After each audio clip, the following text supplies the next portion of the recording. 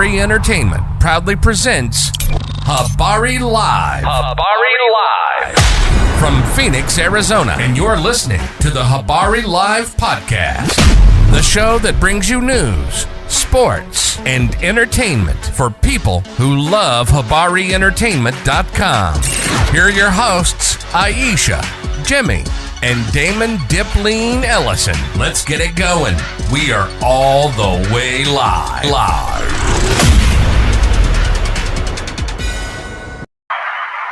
Good afternoon, and welcome to another episode of Habari Live. And this is Habari Live Wednesday, where we go live, on Wednesday, talking about everything that's going on in politics and the news in your area, from the streets to the headlines, from the culture to the politics. This is Habari Live, your independent voice, your unapologetic news. Tonight, we dig into the stories others won't touch. So let's get it going. I am Damon, Ellison, as always, and I'm joined by the lovely Iesha. Yes, sir. What's up, y'all? All right, we're going to get it going this morning. This afternoon is definitely dark. I just learned that that this is a super moon that we see today. And I don't know why they always call the moon rise. The moon never goes away, so I don't know what they say that for. But anyway, this is the biggest moon of the year that we see today. So that's pretty dope. Mm-hmm. But, let's get back to it. We got a lot of things we want to go over today. It's Wednesday. What is the 5th, November 5th? Voters just sent a big message to the Republicans and Democrats, had themselves a night. It was huge. And we'll see, man, what all these things mean for next year. But we're going to go more into that, as the night go on. But that's going to be one of the main things we're talking about today. And, and we all see the government is still shut down. I think we're in day 36. And government shutdown is still going. A lot of people did not get their food stamps. A lot of people haven't got their checks. And a judge did say that Trump needs to pay the money. I think he said he wasn't going to. Then I think he said he's going to. So right now we don't even know where we're at right now, because we got a president that just goes back and forth on his word. He never flip flop. Yeah, man, he's just a flip flopper, dude. It's ridiculous. So we don't even know where we stand on that. But regardless, it's going to take a little time for the for people to get their shot regardless. I mean, their check regardless, because it's going to take a little while for the money to go through, even if he says yes. I don't know what's going on with the money right now, but it's not good. People are suffering, and regardless of who you blame, the history books will see who was the president when this happened, and they will look at Trump, regardless of what party or affiliation that you are with or who you say whose fault it is. It won't matter, because when history looks back, and when we look back on history, we see who was the president at that time, and that's the person everybody blames, because he was supposed to bring everyone together and to be able to get ideas on the table to make sure that things are passed. And that's not what this guy is doing today. He's outwardly saying that he's not going to negotiate with Democrats. That stance is hurting. It's hurting us. We're not going to get the government open unless these people come together and negotiate. But they've decided that they don't want to negotiate. MAGA Mike and his people are doing everything they can to keep Congress shut. So looks like we're not going to get anything done. And regardless if y'all say, oh, it was a clean CR and the Democrats didn't vote for it, that doesn't happen often. That doesn't happen. I think they said the last time that happened was 2012, that a clean CR was just passed. It always has to be negotiations and things that's on the table that one side may want, and the other side is going to have to give those concessions. They're going to have to figure out a way to meet each other at a certain point. because this is the way it always works. Stop lying and making stuff up. All Republicans voted to keep the government. Oh man. I guess it's so crazy to see the Republicans saying these things. I know. When we've had plenty government shutdowns, and we all know how it works. They talking about the clean CR. Like I just said, last time that happened was 2012. That the CR was just passed without any concessions, without something being changed or adapted for the other group who wasn't in power to make sure that they get something that they want, because they know that they have negotiation powers, because they need their votes to be able to get to 60. So, and none of these Republicans reached across the aisle and said, "Hey, let me go ahead and work with you and see what we can get and see how we can negotiate so that way we can both get the government open and stop blaming one another for it, even though we know it's Trump's fault." Yeah, and just like Trump said, and we all saw the video of him talking, and the first thing he said is that it's the leader's fault when things like this happen. And if government is shut down, we look at the leader. We look at the person that's in charge. So to say it's not the person in charge who is supposed to bring people together is insane to me. But we all know that's the way it's supposed to be. The leader, he's supposed to call everyone up, talk to everyone, and get everyone on the same page. Democrats are not going. Oh my goodness. No, it doesn't happen. It's supposed to happen beforehand. Before the shutdown, they were supposed to got together and figure out what exactly did they want to make sure that they voted with them. That's the way things work. You come together, you say, hey, we have this shutdown looming. What is it that you guys need? What can we do for you to make sure that you vote to keep things going and keep things going the way we're wanting to do? That's how you do it, man. You don't just go around and say, hey, you guys are going to do whatever we want. And if you don't open the government back up, then we can't even talk. That's a bad way to start negotiations. And if you think that's a good way to do things, oh, we're not negotiating, just open it back up. Yeah, right. No one has good faith in these Republicans here today. These guys have no backbone, no spine. They're not going to do anything that we all know they're not going to keep their word. So to sit around and act like, oh, these guys they're going to keep their word, we're going to open the government and then everything's just going to go the way it's supposed to. We all know that's not going to happen. And that's why it's been closed for 35, 36 days. Yep. And we might hit 40 days. We might hit 2 months, man, because Trump said he's not talking to anybody. So as long as he's not talking to anyone, government won't get open. He can sit around and negotiate with anyone. He can point the finger all he wants to. It's still going to be his fault. You got any top stories that you wanted to run down? Yeah, we got a few today. Federal judge ruled that the Sean Duffy-led United States Department of Transportation cannot tie transportation funding to states' cooperation with immigration enforcement. So what's happening here is that the court found that the DOT and its guidance linking federal transportation grants to cooperation with the U.S. Immigration and Customs Enforcement exceeded legal authority, according to Politico. It exceeded the Department of Transportation. Okay. All right. That's all you got? Let's see here. So I don't have nothing on that. What am I? Department of Transportation did what now?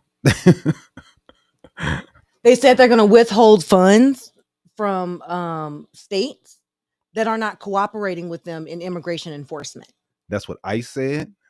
Yeah, the Department of Transportation was given a directive from ICE, okay, to say that the states need to cooperate with us.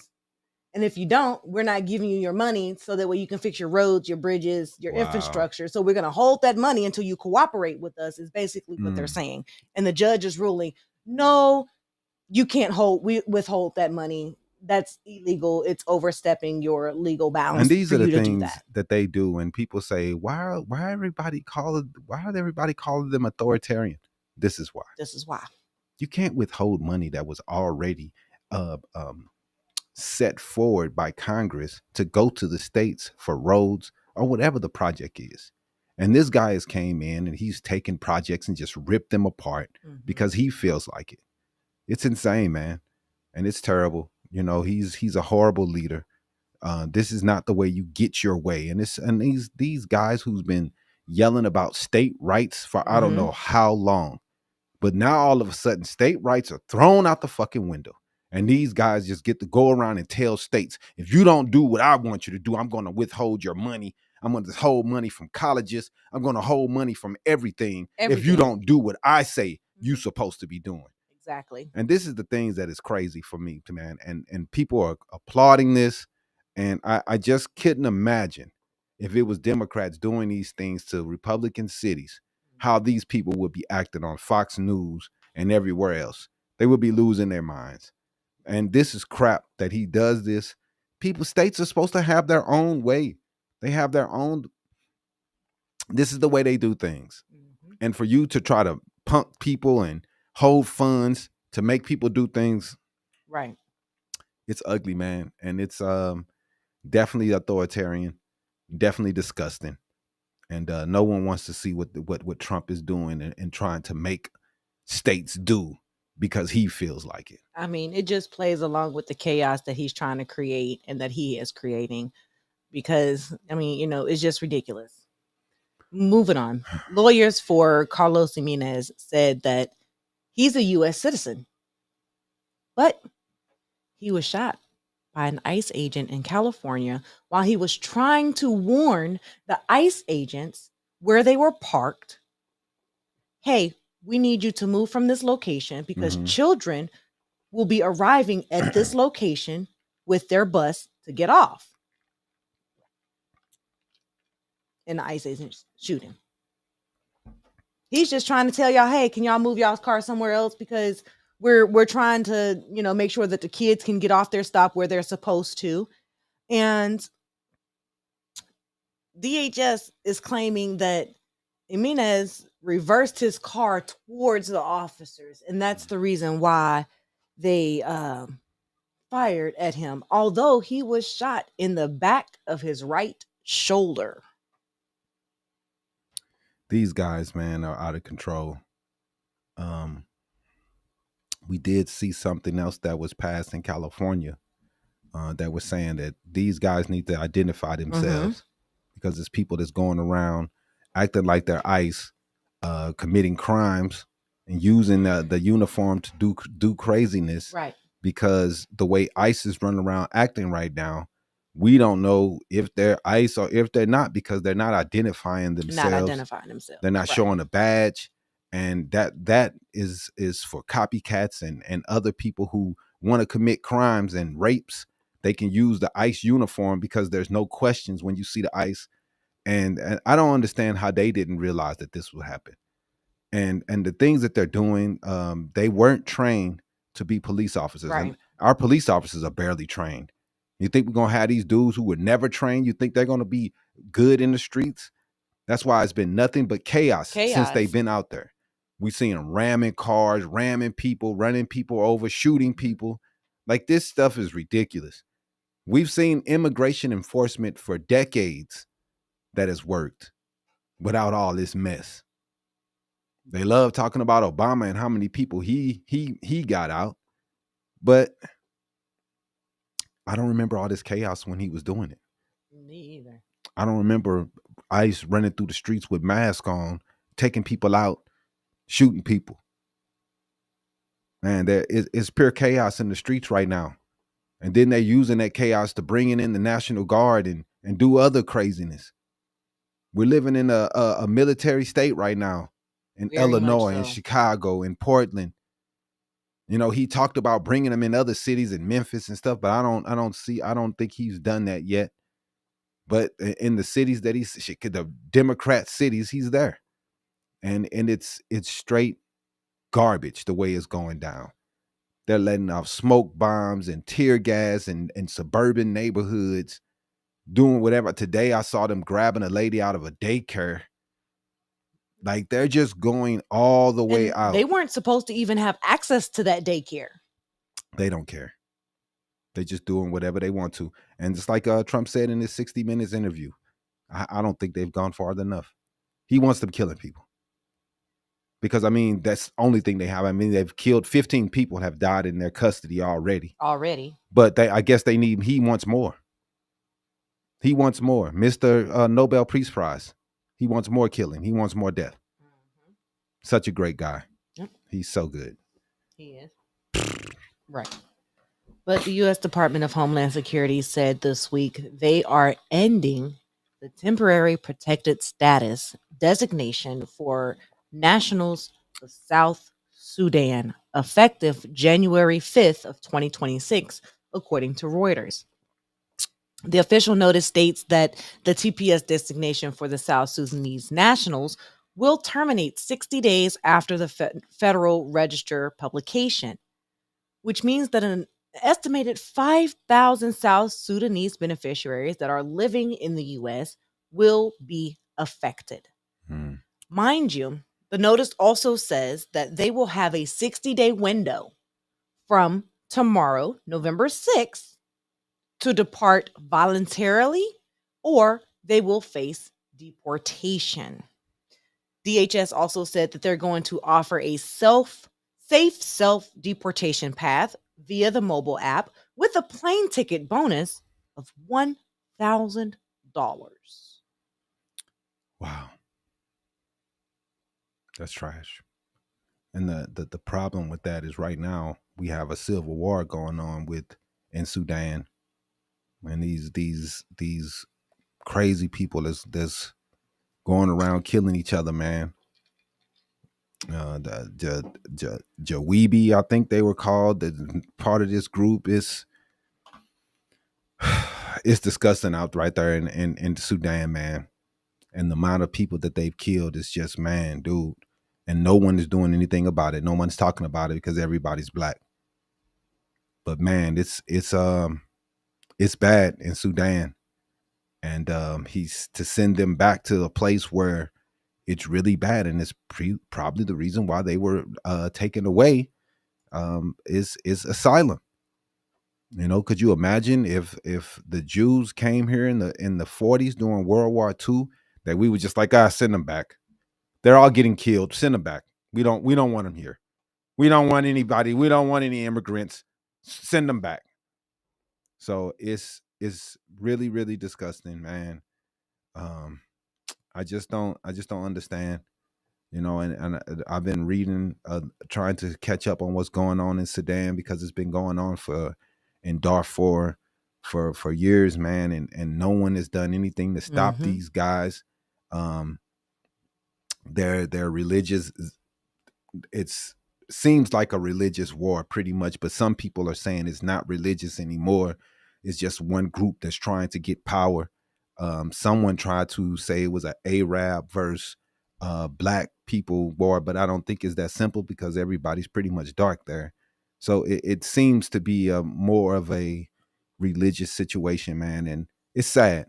You know, we got it going on in too many places in Africa, man, and I just wish that they would do something. The other countries in Africa would do something to stop these things, but it doesn't seem like they care. And I just don't know, man. They saw hundreds of people dying. They said you could see the death from the space satellites. It was so much death, bodies. It's disgusting. Yeah, man, it's very disgusting, man. But to send these people back to this place is even more disgusting, man, because we know what's going on, and no one is doing anything about what's going on in the Sudan, and it's pretty bad. Right.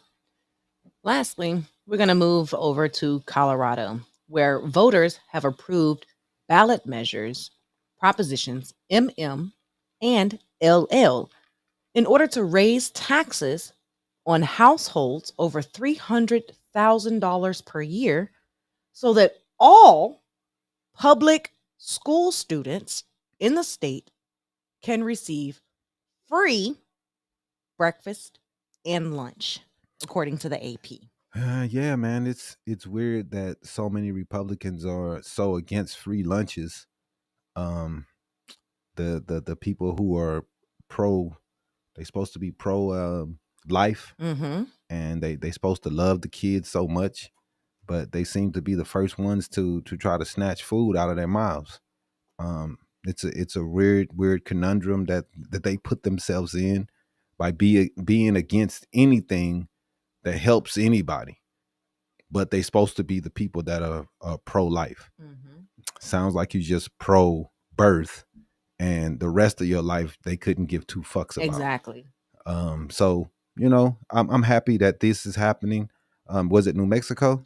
Colorado. So New Mexico was the first ones to do it. Colorado's is also getting in. I'm hoping that more states do this. In Arizona, man, it's ridiculous. Health, the daycare, the price. Mm-hmm. So your kid can't go to daycare, can't go to school. Then your kid's behind. Then they go to kindergarten. They don't know how their ABCs, one, two, threes. Now they're already all the way behind. They move them on to first grade. They can barely read. Then the time they get to high school, they still can't read. They've been behind for all these years, and they just keep pushing them on. And that's the education system that we're seeing here. Yeah, man, it could be. Yeah, there's some bad parents. I'm not going to sit there but what are we going to? We supposed to? The kids supposed to suffer forever just because they were born to some bad parents? We're not supposed to help them or try to make sure that the kid is fed because they had bad parents? When we all know that students who receive a well balanced breakfast are more likely to do well in school. Mm-hmm. When kids are fed properly, they're more likely to do well in school. Yeah, man. Yeah, man. That's so having this, you had them, you feed them. When they're in the care of the public schools, those teachers, those adults are supposed to be responsible for feeding those kids breakfast and lunch. That's right. That is right, man. People so heartless, G. I see all the Trump voters keep saying that the Democrats are saying no food. And Trump could have released the money for SNAP benefits. A judge told him to release the benefits. He decided he didn't want to. So I'm wondering, how is that Democrats? How does that equal Democrats? How does that equal Democrats, dog? You tell me. If a judge said, Trump, release that money that you have for this, and he says no, how is that Democrats' fault? Y'all are you people need to read, man, or something, because I don't get what the hell you fucking talking about. That's cool, Mike. You give lunch to the poor students, okay? Food stamps equal bad parents. Nah, that's not what he was saying. He was, I guess that's what he was saying. Yeah, people who can't afford to pay for their kids to have lunch are bad parents. Being poor equals bad parenting. I guess that's what he's saying. It's a lot of heartless people on the right now. They're heartless. They always want everybody to care about what they have going on. DEI is hurting my life. They love saying that. Illegals, they're taking all my jobs. Everything matters that they cry about. But anybody else say, hey, this is a problem in my area. Right. They just laugh and point at you. Everybody else's problems are a joke. But anytime they have issues and they have problems and things are going wrong for them, then we need something done. And they cry and holler and talk about what they want done. It's right now, ICE is going around throwing people out the country because the people on the right say this is the reason why their life is so bad. Their life is bad because these immigrants are here. Everything's horrible because these people are here and they're ruining everything. So this is what they get. And then they want to come on here and talk about you're a snowflake and you're a crybaby when you try to ask for things different for your section and your neighborhood. You're a crybaby. You just looking for a handout. Mm-hmm. But when they cry about all the DEI and illegals and all these things are the reason, indoctrination of my kids, I don't want trans people, I don't want gay people, all of their problems supposed to be your problem. But when we say, hey, look, man, we got to issue these kids on getting fed when they come to school. Get a job. Feed your kids a bowl of cereal before they go to school. Yeah, man, some people, man, they don't have it, bro. When Maybe a they box poor. of cereal is like $8. Maybe they poor, man. You ever thought about that? I know it's hard for some of you people who've always had a silver spoon in your mouth. You act like you've been rich your whole life. So you don't have any problems. You don't know what it means to have a mother who's struggling, a father that lost his job, somebody that have health issues and they can't get to work. These things never happen to y'all because y'all are perfect. You're perfect. Your life is perfect. Your mother's always been perfect. Your father's always been perfect.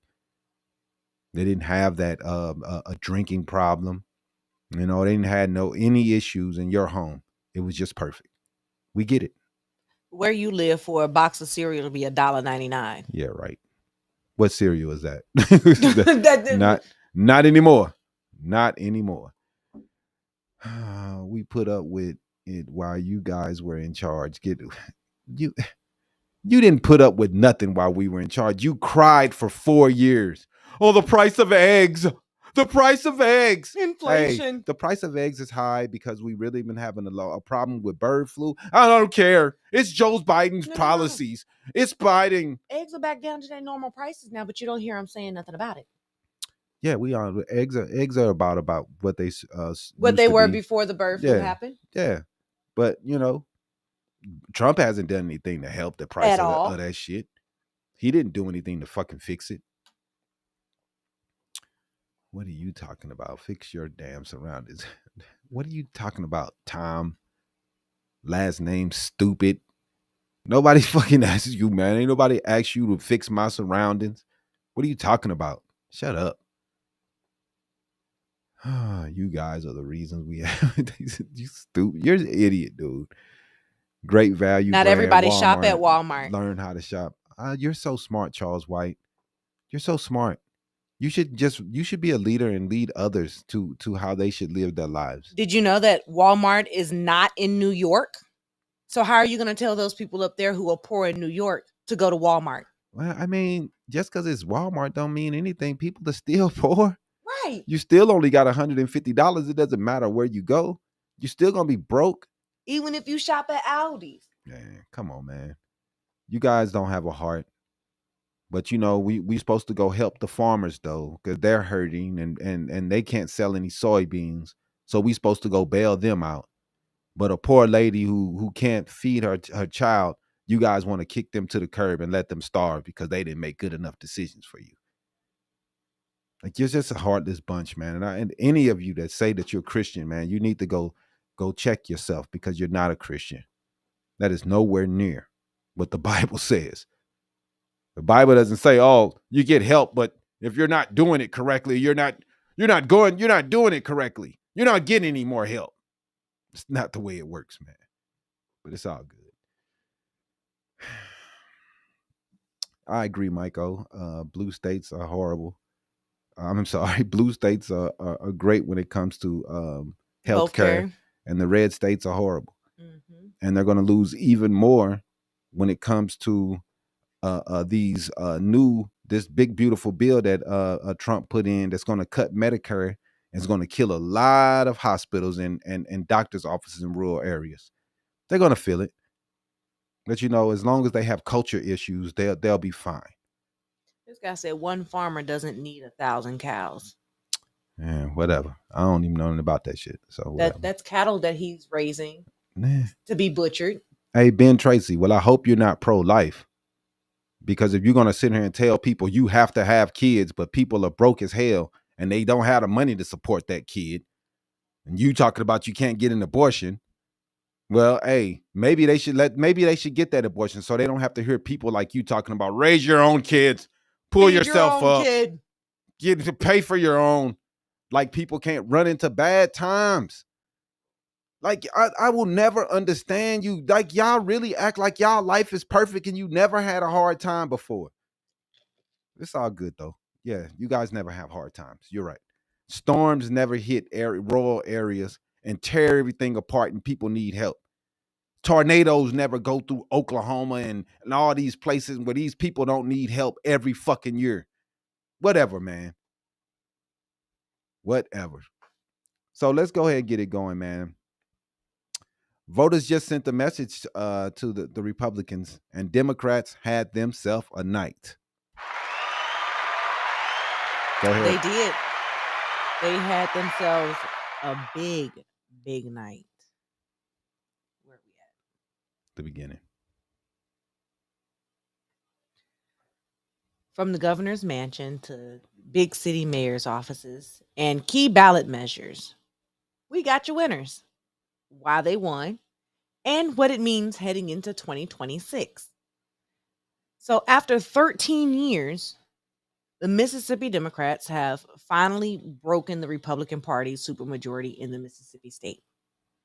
Democrats flipped 2 GOP-held Senate seats and 1 House seat in the special election. Now let's start with the headliners, man. 2 governors' races, both blue. Virginia Governor Abigail Spanberger becomes Virginia's first woman governor. AP called it. Democrats also won lieutenant governor with Ghazala Hashmi, the first Muslim woman elected statewide in the U.S. New Jersey Governor Mickey Sherrill, former Navy pilot and prosecutor, defeats Jake, whatever his name was. Citarelli, I guess. And he loses. And also,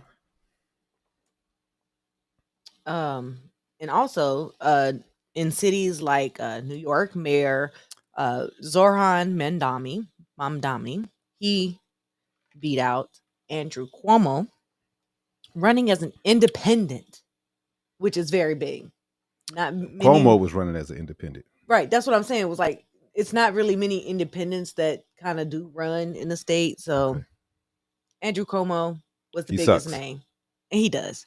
In Detroit, Mayor Mary Sheffield was elected Detroit's first woman mayor. Andre Dickens won his re-election for mayor in Atlanta. And ranked choice count is continuing, although no final call has been made as of this morning for mayor of Minneapolis. For sure, man. A lot of big races, a lot of wins across the board for Democrats, and 15-point wins, 15% wins in a lot of places where they thought the races were going to be a lot tighter than they ended up being.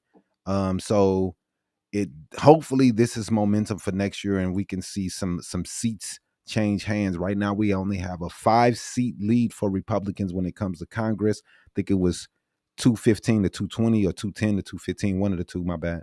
But it's going to be really close, man. And we can see up to 20 seats change next year. So we want to use this as momentum to get some things going and get some things changed. We see what Republican policies do. We see what Republicans are on. We see the evil that they have when it comes to the way they're implementing and ignoring courts. But this is the way we have to go to beat them. So some of the courts and measures that have passed or failed. In Pennsylvania Supreme Court, voters retained 3 Democratic aligned justices, Donahue, Doherty, and Wick, preserving the 5-2 Democratic majority. California Prop 50, projected to pass, allows a new Dem-leaning congressional map that could add up to 5 Democratic U.S. House seats. Colorado Props LL and MM pass, bolstering free school meals via high earner tax changes and retaining excess revenue for the program and SNAP overflow. Maine question 1 fails, voter ID and absentee limits rejected. Question 2 passes, red flag gun measures. Texas voters approve all 17 constitutional amendments, including Prop 15, parental rights, Prop 16, citizenship to vote language, tax change, water fund, and dementia research fund. That's pretty good. U.S. House Texas X18 special, no majority, heading to a runoff right now. Woo, a runoff. That's crazy. So what did the voters actually say? Exit pollings across the marquee contest points to one dominant theme. The economy, cost of living, beat immigration and crime as the top concern in Virginia, New Jersey, New York City, and even California. that cut heavily toward Democrats this year. 2 more context points. Trump's numbers are dropping drastically. They are sinking synonymously with his voice and him talking. At the same time, it's dropping, it's going down. Multiple national surveys show his approval at near a second-term low. Amid a grinding shutdown, independents especially blame the GOP for the standoff. That climate hurt Republicans down ballot last night, and Trump admitted that himself. Independents broke blue where it counted. In Virginia, preliminary exits showed Spanberger winning independents by 20 points. Abortion rights remained a mobilizer. Bottom line, voters didn't reward culture war messaging. They went with candidates talking about affordability, housing, basic services, and they defended voting access in Maine while backing social safety in Colorado with school meals. That's real. And these are the things that matters. These culture war bull crap that the Republicans have had us fighting about the last 4 years are dumb. Dumb. It's stupid. It's dumb shit. And we got other things that we fucking worried about. I'm worried about fucking rent. I ain't worried about no goddamn trans. I don't know no trans people. Holy fuck, I'm not worried about this shit. The shit that Republicans are caring about, man, is so ridiculous while rent is fucking, oh my, we can't pay it. Right. Everybody, so we sitting around, then they talking about all free stuff. Man, shut up, man. Go away. For real, man. Y'all are ridiculous. They went and with this ain't nobody. No, your current president is communist. Nobody wants a handout. We want a country that is for everyone, not just the rich. Right. Subsidies that's given to the rich right now are ridiculous. Democrats don't care about it. These people think about dumb stuff. The things that they're worried about. They're so worried about immigrants. He's gonna be a lame duck. He's gonna lose. Next November, they're gonna be looking sad again. Because the evil politics that they've put in place while they've been in charge is just disgusting as hell. That's fine, Charles. You can get your free stuff. That's good, bro. That's great. You're going to get your free stuff. I know you're not trying to put it on somebody else. We don't want anything free. We all work. Y'all always trying to, that's the stuff about y'all, man. And you wonder why people don't like Republicans. It's like, that's all y'all do is try to make people feel like they're trying to get something for free. Oh, you guys want handouts. Man, all these subsidies that we give to all these rich people, all the money we get to farmers, all the money we get to Israel. Y'all the ones that want all that money to go to Israel. Not Democrats. Nah, it's too many of them. I ain't gonna lie. It's Democrats and Republicans. Can't lie on that. Too many want all that money to go to them. And it's ridiculous how much money. The money we send to them, we could solve all our problems in America. You would think so? We could do so much to save people who are hurting. And the thing is about these Republicans, they also love to say, just when somebody say, hey, we can help people that need something help. Right. Oh, you want a handout? I said help people that need help. I didn't say I needed help. I'm saying we can help people that need it. I don't understand, man. So let's talk about New York City. On election eve, President Trump endorsed Andrew Cuomo. That might be a curse. Man. You don't want to be endorsed by Trump. Everybody who he endorsed lost. And he labeled Zohan Mandani, not Mandan, as he called him, a communist, even threatening to restrict federal funds if Mandani won. Wow. Another authoritarian move. I'm not going to send it. You know how much money New York send to the federal government? And he's talking about he's not going to give them funds for what things they like. For this the things is crazy. What if they say we're not going to send any money to the federal government? What if the states start holding back all their money? Like he's always trying to hold money like he's the person that's the king and can tell what money can. That's supposed to be up to Congress. Right. You would think. Man, but he's trying to hold it hostage, do whatever he wants to. How many judges have told him he can't do this? He still want to do it. And then they all looking all stupid when everybody's like, no kings. This motherfucker think he's the king. He think he can hold tax money back from states. And do what he want to do. Man, you can't do that. So that was a national level interference in a local race. He's interfering in a race, saying he's going to hold funds back if the people don't vote in who he wants. That's crazy. And we're okay with this? Go ahead. Yeah, they're okay with it. But did it help Cuomo? Evidence suggests no, it didn't. It backfired. Reporting on the ground showed that the endorsement divided or repelled swing voters and energized Mondami's base. And then Mondami won. And Cuomo had to concede. Yeah, so legally, experts note Trump's funding threat is limited. He can't just turn off most federal spigots in New York City, except court fights if he tries. Mm-hmm. And that's all he wants to do, spend all our tax money in the courtroom, trying to fight everybody. Everybody fighting him because he don't know how to follow the goddamn Constitution. But how is it hurting Trump's polling with the Republicans? Yeah. With Trump's approval underwater and the shutdown dragging on, Republicans are carrying the blame among independents.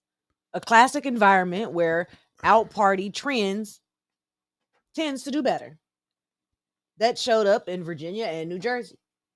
And it's not a coincidence that the longest shutdowns in history of America since 1776, both of them is from Trump. Because this dude does not know how the government works. He doesn't understand how it works. He doesn't get it. So that's why we've had 2 shutdowns from this guy. Bad shutdowns. Horrible. Everybody else, the most was Bill Clinton, 21 days. Everybody else was able to get these things taken care of in a quick manner. Everybody else cared. They negotiated. They talked across the table, and they was able to come to a conclusion, come to a consensus. But Donald Trump is not able to do that because he is a horrible leader. And that's what horrible leaders do. They point fingers and they blame everyone else. It's never their fault. It's someone else's. And when it's never your fault, you're not the leadable. You're not accountable. And that's the shit that shows that he's a horrible, horrible, horrible leader.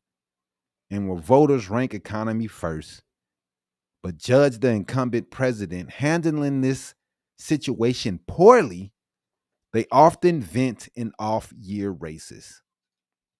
And that's what's going to happen. Analysts are already calling it an early referendum. It's early. And last night was a dim overperformance versus the polls. And y'all, yeah, the polls are not always right. We know that. The polls were supposed to be closer. The Republicans were supposed to be closer, and they got their ass whooped last night. And it wasn't close at all. Exactly. No, the polls aren't always right. It's a snapshot of what they think may happen and the people that they have talking to. That don't mean that it's going to come real. It's going to be real. It's a poll. It's a guess. It's an analysis of what the information that they have gained. But that doesn't mean that they've talked to all the right people. We understand how polls work. I don't think Republicans do. They take them as it's the truth and this is what's supposed to happen. No, it's a guesstimate. It is not what is supposed to happen. The polls can be wrong. It happens all the time. Holy shit balls. Back in 1776, there was always civilians in government. Whatever. Go ahead. But anyway, can the Democrats capitalize? There's 3 concrete opportunities that they have in order to try to capitalize on. House map math. If California Prop 50 stands, which voters have approved, Democrats could net up to 5 extra U.S. House seats from redistricting alone. That's a structural tailwind for 2026. Mm-hmm.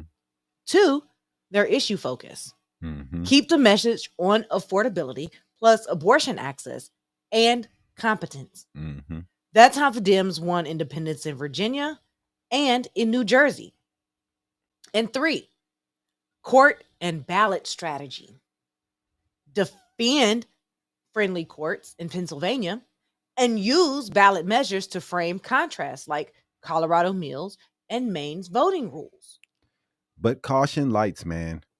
Texas, which is always deeply, deeply conservative, shows conservatives still can rack up policy wins at the state level.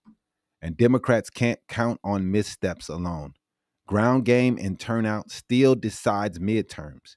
And it's going to have to be a strong land foot game that's going to have to get people to turn out next year. We're not going to just hope that the red Republicans are not coming out. We're going to have to knock on some doors, talk to some people, and for real hit the places that matter and talk to the people who really trying to make change in this damn country. We can change some lives and we can change some difference, make some differences, and get some people to vote differently this time. You would think so. But what's still out? A few local races are still finalizing their counts. Minneapolis continues ranked choice rounds today. And we're going to watch out for official certifications and any close race recount chatter. But I do want to address a comment in the comment section that said that there was a 75-day government shutdown in 1964. That ain't true. Not true at all. The only thing that happened in 1964 was a 60 working day filibuster by the Democrats in the Senate to block the Civil Rights Act of 1964. Yeah, they tried to do everything to do that. And they're trying to kill it still today. They hated the Civil Rights Act and they hate it today. And they're going to do everything they can to tear it apart. But the two governor races were both called by this morning, sealing a top line Dem sweep at that level. So it's been a really good day when it comes to the Democrats. They made a lot of big wins, a lot of big tailwinds, and hopefully like I said, these gains will show something for the future. Right. So the Democrats bank wins where it mattered most, and voters prioritized their pocketbook issues, and Trump's polling slumped cast a long shadow over the GOP prospects. Now, 2026 just got a lot more interesting. And most of the time when the president sees a win in a divided country like that, they usually lose the midterms because the people who are against him are activated and they are out to vote. And when you have Trump, who is trying to stronghold and strong arm states and colleges and companies and people and minorities and immigrants and everybody that he sees that he don't fucking like. And this is something that's going to energize everyone to get out. It's going to get worse. And what we are seeing to this last night was just people deciding that they did not want to deal with this crap anymore. At all. They're done. They're over it. These big wins in New Jersey and New York City and Virginia and Wisconsin, and Detroit. We're going to keep this momentum going. And that's the main thing, man, that we need. We need to be able to keep fighting and keep doing things to make sure that things are going in a good direction, not the direction of hate, not the direction of making decisions because it's a cultural thing that I hate them.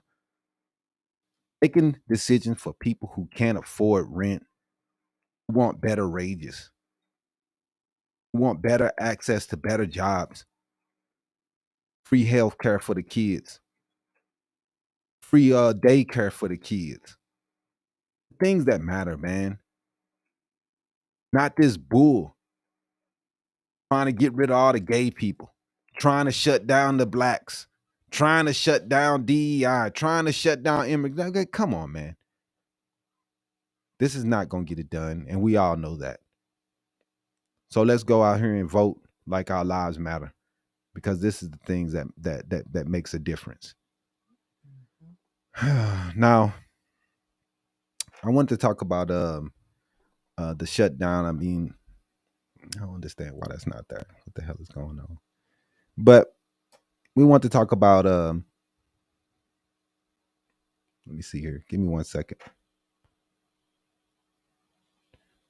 We want to talk a little bit about that 60 Minutes interview that Trump did, man. And it was more than just a media appearance. It revealed core themes of Trump's second term: aggressive enforcement, media warfare, and an unwillingness to clarify alliances. The hypocrisy of his media editing complaints steals the spotlight.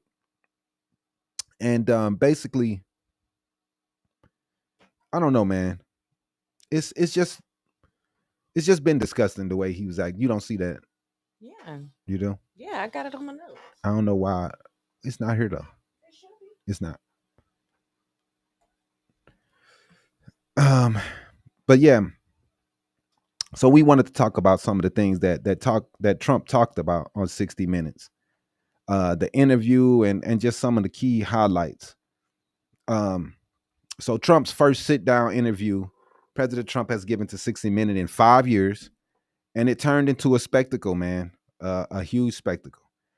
Between his defense of aggressive immigration raids, the claims about 60 Minutes paying him a lot of money, the unresolved lawsuits over the Harris interview, and the cut-up broadcast, there is a lot to unpack. He was there for 78 minutes. We only got a 21-minute interview. But he cried and cried because they cut some things out of Kamala Harris' interview. They cut things out of everybody's interview, and they just cut things out of his.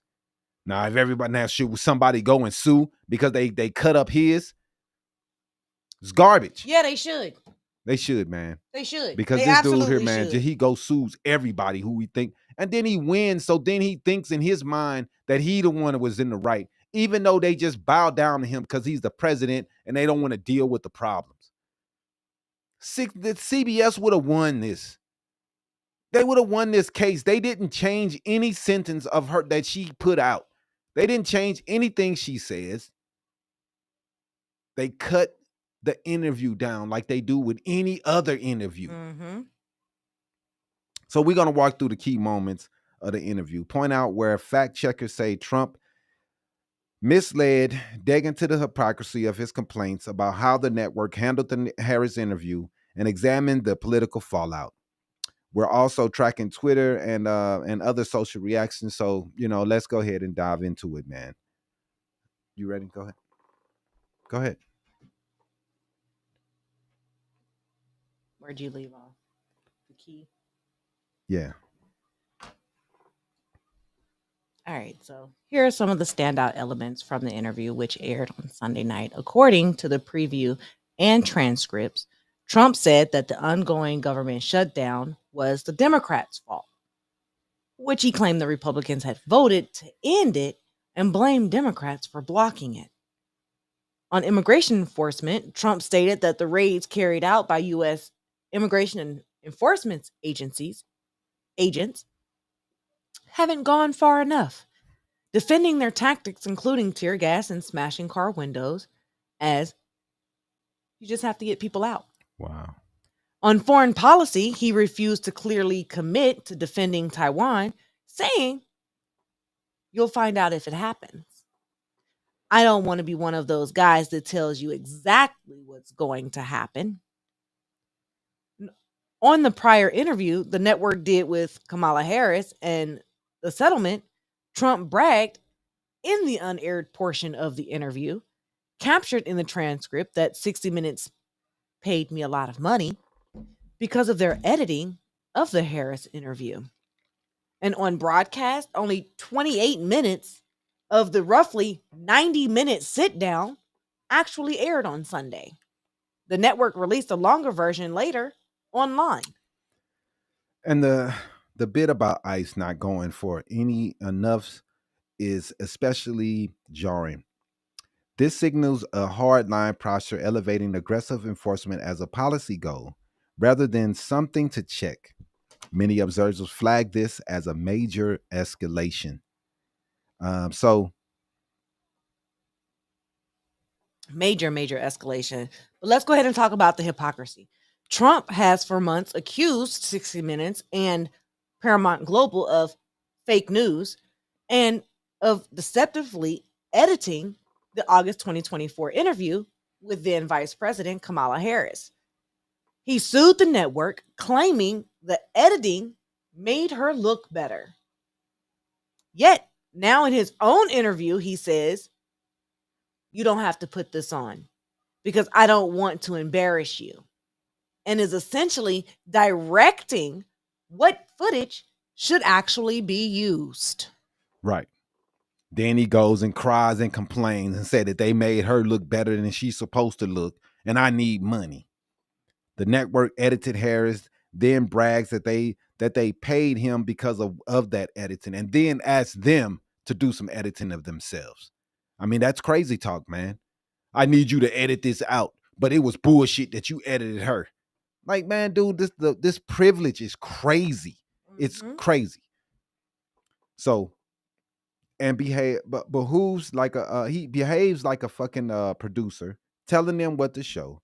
Media analysts say it flips his earlier claims completely. For example, the Daily Beast wrote he acted more like he runs CBS than a guest. In short, he condemns editing when it allegedly benefits a Democrat. He demands it when it benefits him. Yep. And it's also worth noting that the settlement itself in July of 2025, Paramount agreed to pay around $16 million to resolve the lawsuit. Trump then publicly asserted an expectation of additional millions. Now let's zero in, man, to some of his biggest lies, misstatements, or outright falsehoods, something Trump always does. In the interview as flagged by fact checkers, claiming that ICE raids haven't gone far enough while depicting the targets. As flagged by fact checkers, claiming ICE raids haven't gone far enough while depicting the targets as murderers and criminals. Fact checkers note many of those caught were nonviolent. They were landscapers. They're nannies. Most of the people caught are not fucking criminals. He's a fucking liar. They're picking up normal people from construction workers, family members, service members. He's not picking up fucking criminals. If he was, you wouldn't see all this fucking chaos. Then he's saying his tariffs have produced the highest stock market we've ever had and best 401ks ever. This oversimplifies the misattributes, the misperformance to his policies alone. Claiming the U.S. is the only country not testing nuclear weapons while Russia and China are. In fact, senior Pentagon officials say neither are conducting explosive nuclear tests. Another lie. Saying the election was rigged or stolen, and again referencing the Harris interview edits as though they admitted wrongdoing. Media outlets say there was no admission of wrongdoing by CBS. They just didn't want to deal with this dude. And remember, when asked about defending Taiwan, he refused to give a straight answer. Not surprised there, saying that you'll find out if it happens. That is not what the allies expect from their commander-in-chief. Now, these people are saying, the market, what I said is the market is at an all-time high. He did say that, but he is not saying what his policies have done to make these things go higher. His policies have made our job market tank, inflation go up. Now, while the stock market is not seeing these things, and that's a good question. No one knows. I guess their taco philosophy is just straight up ignore Trump and everything that he's doing and just going about their business is what they're doing. But it gives the illusion that things are fine because you can say that the stock market is high. The stock market was high under Biden. Y'all still cried for 4 years. Did you not cry every fucking day? Every day y'all cried. That's all y'all did under every fucking photo of fucking Biden. Here y'all come crying. And then you want to put a crying emoji under our page now. After y'all cry for 4 years. Y'all kill me, man. Now, how did the public and media react to this garbage ass interview? On social media, viewers described the interview as a disaster, because it was. Most people were complaining about heavy editing and poor optics. Some critics say CBS was trying to cast Trump in a bad light. It's not really hard to do that. It's very easy. He cast a bad light on everything, and everything he says is bad. Others said he cast himself in the bizarre role of quasi-director of the interview when Trump leaned back and told Nora O'Donnell, you have to use that. He acted like he runs fucking CBS. He thinks he run it because the people that are running CBS, he think he owns them now. Yep. Because he's like, it's some people that's running there now that I trust and I'm okay with them. He think that they're right winged and they're just gonna do everything he says. This dude thinks he's a king. That's the reason why they had the no king project stuff, because this dude really thinks he runs everything. Private businesses, man, from the people who say small government all the time. Small government. And while this dude is trying to run private companies, big government got their hands in all small government. Everything. He telling people what you can't do this, you can't do that. Telling schools what he want. I see you. I see Charles. Y'all want a king? Y'all so non. Y'all are so non-American, bro. Staying out of jail. That's cool. On the left, figures such as Chuck Schumer mock the complaints Trump made about editing when he is doing the same thing. Mm-hmm. Some veteran journalists at CBS say this is a warning sign for editorial independence, something this guy here doesn't think exists at all. He thinks he can run the media and tell them what they can and can't print, what they can and can't put on video. This dude think he is the editor. No editorial independence at the network. None. So coverage in the New Yorker and everybody else had internal concerns about what's going on in CBS. Yep. But in short, he may have aimed to score media points, but many observers said that he handed critics plenty of material, aggressive rhetoric, mixed messaging, optics of authoritarian posture, and the hypocrisy around media editing claims. Yeah, man, this dude, they always want to say the tears of everybody else. Oh, Democratic tears. That's all this dude do is cry and point the finger and blame and say somebody else is doing this to him. That's all he does. Y'all always talking about everybody else is so weak and crying, but your president is the biggest bitch ever. That's all he does. Oh, they did this to me. And they gotta pay me. They hurt my feelings. We gotta prosecute them. They want them. Yeah, that's all he does. Is cry. He's a big bitch, and y'all following him. You're gonna sit around and talk about other people having an opinion about what he does and say, "Oh, you're crying."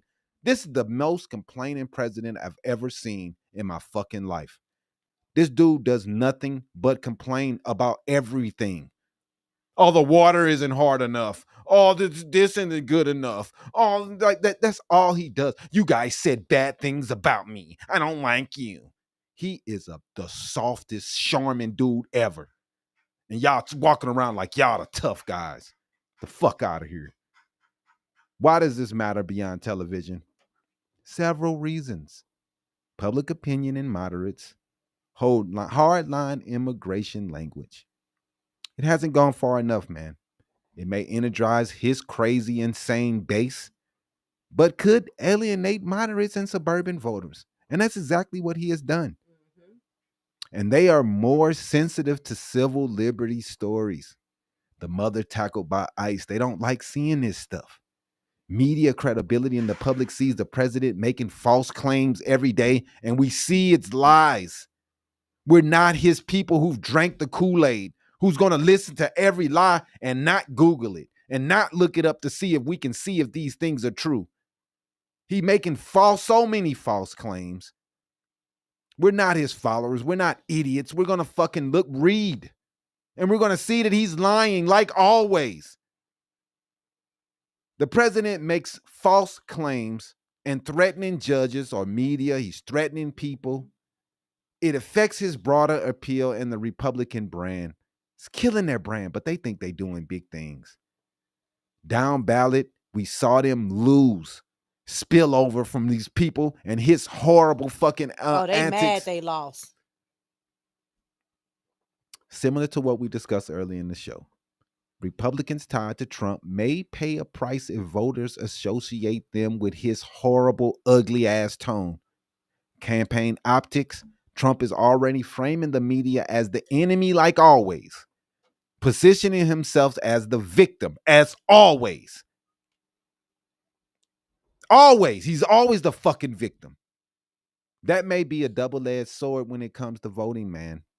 It's going to be strong for his supporters, but it's going to be damaging for independent voters, international and policy risk, the vagueness on Taiwan, aggressive immigration enforcement, the threats to use the military domestically, all raise red flags for foreign policy watchers and civil liberties advocates. Yep. Also, the editing, the settlement, the story matters for media's trust. Trump complains about being edited unfairly, settles for millions of dollars, then claims the network paid him because of their editing, only to later act as though he were giving notes to the network. That undermines his credibility and puts the spotlight on his claims of victimization. If he's willing to make false claims about media editing, what else is false? What else has he exaggerated? Mm-hmm. That's the question that many people are really and truly asking right now.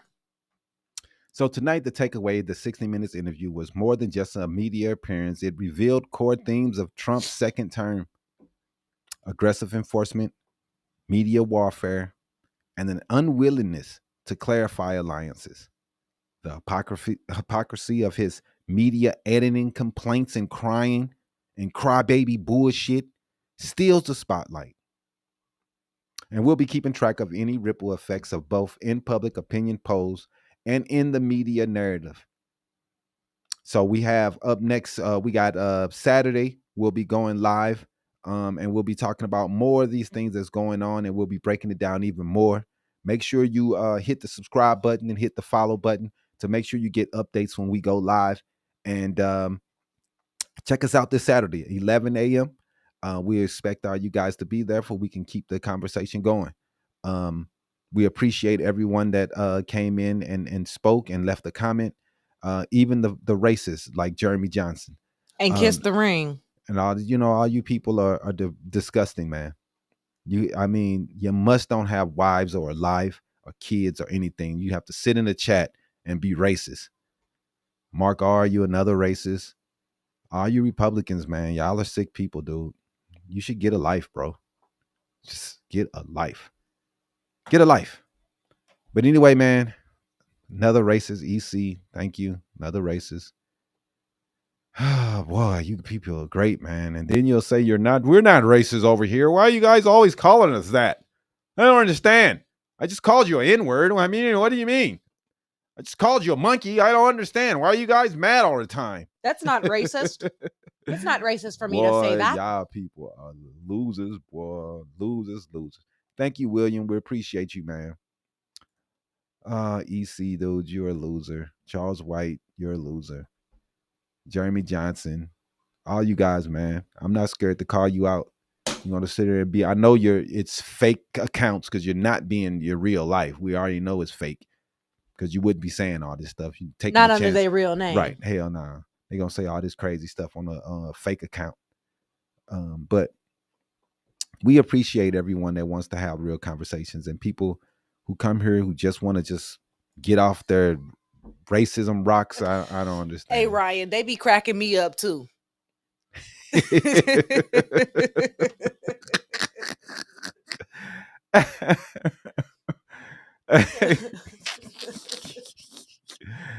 Oh, man, but you watching, don't you, Jeremy? You're watching, buddy. So, hey, whatever. Go on with your racist ass life. Mark R., you can go on with your racist life, man.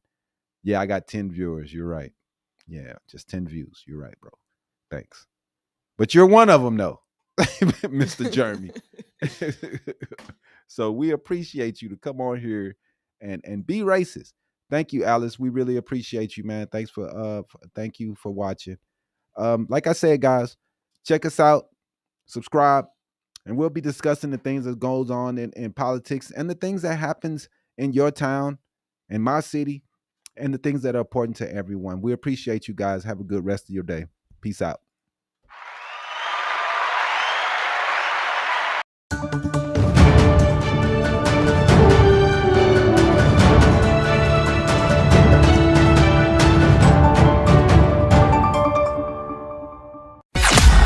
Thanks for watching another episode of Habari Live. Make sure to subscribe to our YouTube channel and get updates on news, the podcast, and more. Follow us on Facebook and Twitter. And don't forget to visit www.habarientertainment.com. See you next week. Peace.